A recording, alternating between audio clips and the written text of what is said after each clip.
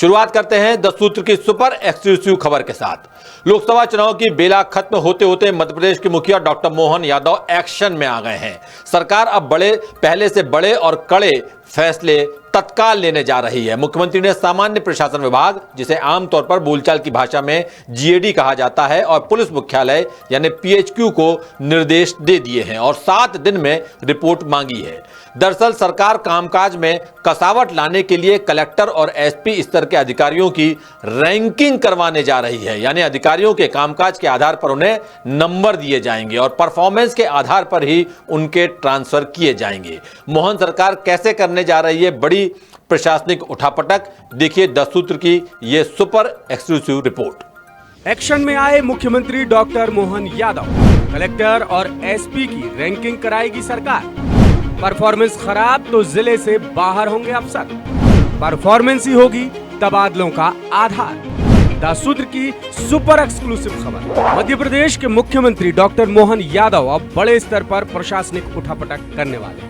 हाल ही में प्रदेश में law and order की समीक्षा करने के बाद डॉक्टर यादव ने सामान्य प्रशासन विभाग यानी जीएडी को 52 जिलों के कलेक्टर्स की परफॉर्मेंस जांचने के निर्देश दे दिए। इसी समीक्षा के आधार पर उनकी रैंकिंग की जाएगी। जीएडी और वरिष्ठ अधिकारी ये देखेंगे कि कलेक्टर्स ने राजस्व मामलों के निराकरण, गेहूं खरीदी, नामांतरण जैसे कामों को कितनी तेजी से निपटाया।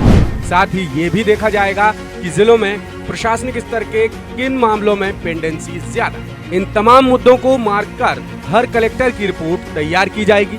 मुख्यमंत्री के निर्देश पर प्रदेश में एसपी स्तर के अधिकारियों के कामकाज का भी आकलन किया जाए। फिलहाल भोपाल और इंदौर में पुलिस कमिश्नर प्रणाली लागू है, लिहाजा यहाँ एसीपी स्तर के अधिकारियों की रैंकिंग तैयार हो। इस रैंकिंग में ये देखा जाएगा कि अफसरों के जिलों में लॉ एंड ऑर्डर की स्थिति कैसी है, यानी अपराधों का आंकड़ा बढ़ रहा है या कम हो रहा है, और थानों में पेंडेंसी कितनी है। जिन जिलों के कलेक्टर्स की रैंकिंग कम होगी यानी उनका कामकाज संतोषजनक नहीं होगा तो कमिश्नर से जवाब तलब किया जाए। इसी तरह जिन जिलों में पुलिस अधिकारियों का काम ठीक नहीं मिला, वहां के एआईजी और आईजी स्तर के अधिकारियों से सवाल जवाब किए। कुल मिलाकर जिन जिलों के अधिकारियों की रैंकिंग खराब आएगी उन पर गाज गिरना तय।